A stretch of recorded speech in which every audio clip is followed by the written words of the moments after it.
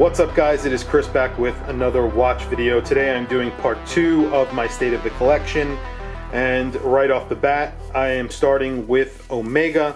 This is my Omega Planet Ocean. This is the 600 meter dive watch, ceramic bezel, and of course you can see from the back the beautiful coaxial movement, the 85, I think this is the 8500, yes. From Omega. Definitely a very big, very chunky watch, and as you can see on my 7.5 inch wrist, this is a 46 millimeter watch, I want to say. Yeah, and 45.5, excuse me. Black dial, color match date wheel.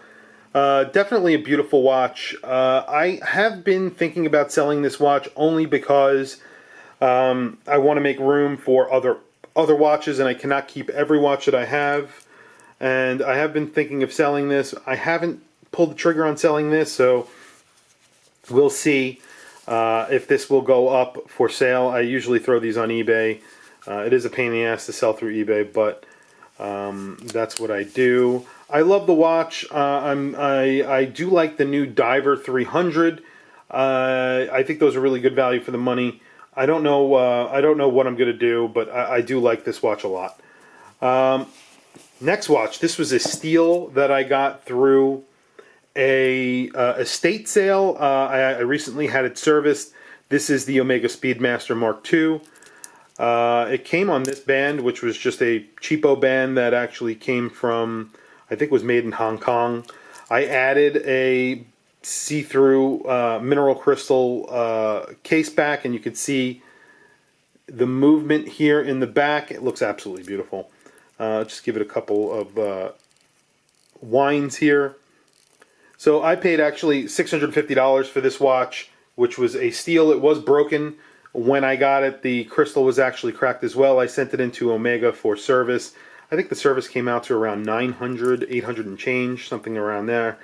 They did an overhaul. They replaced basically everything. Not the dial, excuse me. The hands, the crowns, the crown, the pushers, the mineral glass, the inside track as well. They polished the entire watch, which I asked them not to, and they did anyway.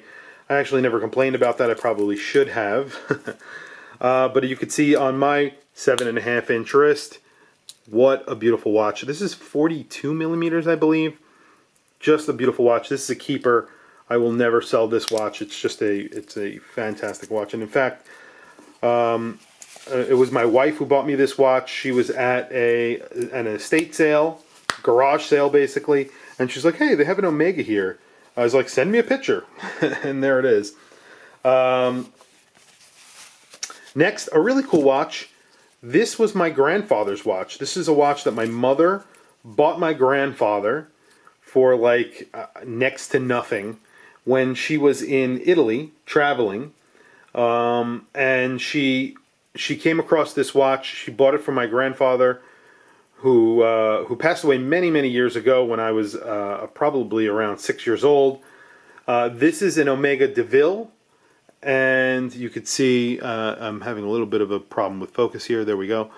And this is Omega Deville. It has a really cool mineral crystal on it that is faceted. It's like a mineral glass on it. Very small watch. Not something that I actually wear ever because it is so small and it's delicate. It doesn't look bad on my wrist. I don't think it looks terrible, but I have it on this really crappy Perlon strap or whatever this is, nylon strap. I definitely want to get something a little bit nicer for this watch, and maybe wear it once in a while. Beautiful brown dial. I don't think he wore it very often at all. My grandfather was partial also to Timex, just like my father was. So they never really wore their nice watches, which is kind of crazy. And now I'm the one who inherits them.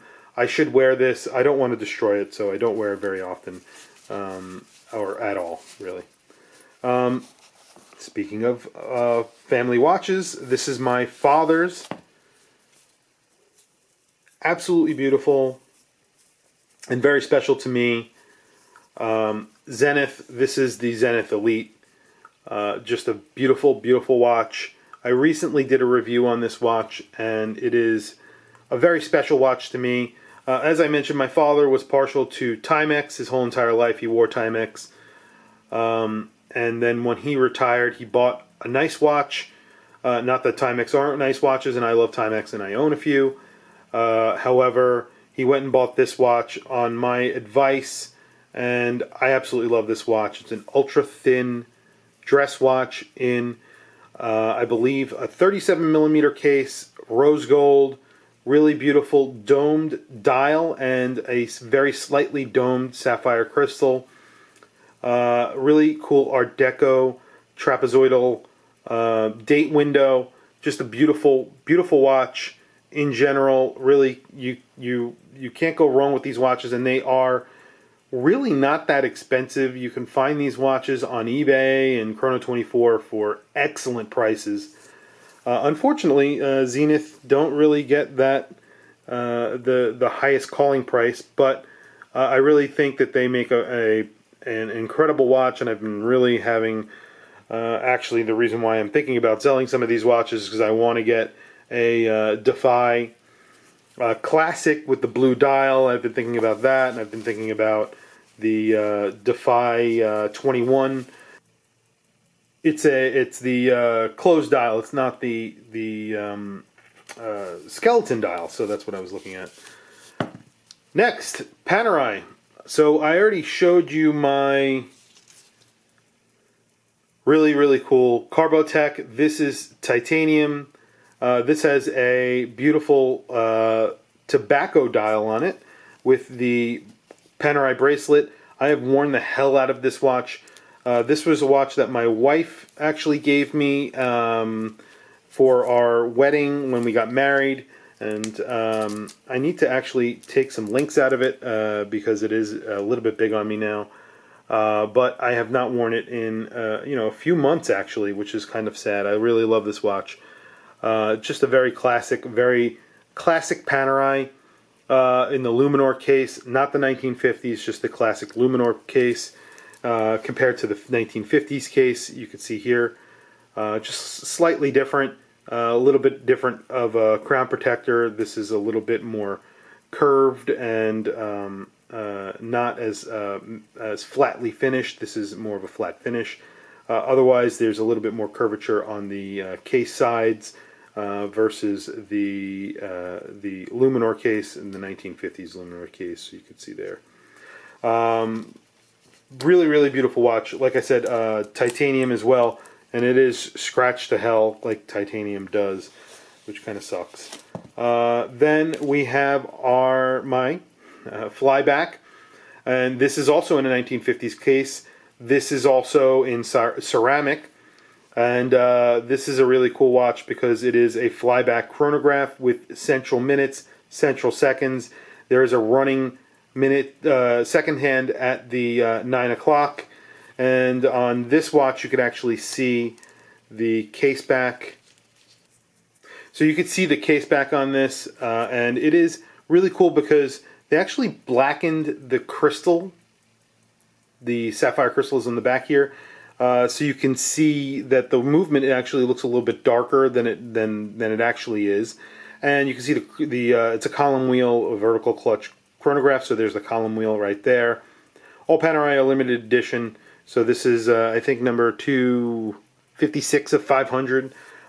This is a titanium case back and ceramic case with a titanium buckle. I recently put it on this canvas strap, which looks really cool for this watch, I think. It just looks really, really good. So then next, I'm not going to put all these away because it's going to take me so long. So next we have a really great watch, the SBDC 061. I have a bunch of Seikos, and those are in a different box, but this is one that I always keep out with me. Recently, I did sell my Seiko chronograph. I had an Anantha, which I recently sold on eBay. I had that watch for probably 5 or 6 years, but I made room in my collection. I needed to buy a different watch, or wanted to buy a different watch. I don't need to really buy anything. So I had to sell it, and I'm kind of depressed about that. But I have a few other Seikos. Obviously, you guys know I have an SKX and a SNZH, which I'm also selling. This is one that will never be sold, I think. Will always be in my collection. And there it is, 44 millimeters on my 7.5 inch wrist, but it wears much smaller than those dimensions, and I think it looks really, really good. Just a classic, really beautiful, beautiful watch. And then last, I'll do a really quick last one here, and this is the AP Diver. Again, this is, I think, is a 42 millimeter watch. Wears even bigger than this 44 millimeter because of the case shape. Again, just a really beautiful classic dive watch from AP. I got this a while ago and I wear it a lot. It is pretty. It's pretty scratched up. Not that bad though. I keep it in good condition, and I wear it quite often. Prices have actually gone up on these. I think. You can definitely get these for a pretty good price still, even though AP have really skyrocketed and just gone through the roof. And I think it's kind of unreasonable, but I really like this watch, and I did not pay a premium for it because I do not pay per premium. I do not pay premiums on watches. I actually paid a discount for when I got this watch, excuse me. So. I will do a third video where I will just go through my remaining watches here. There are not that many, but I don't want these videos to go that long. So we'll do a third video and take it from there.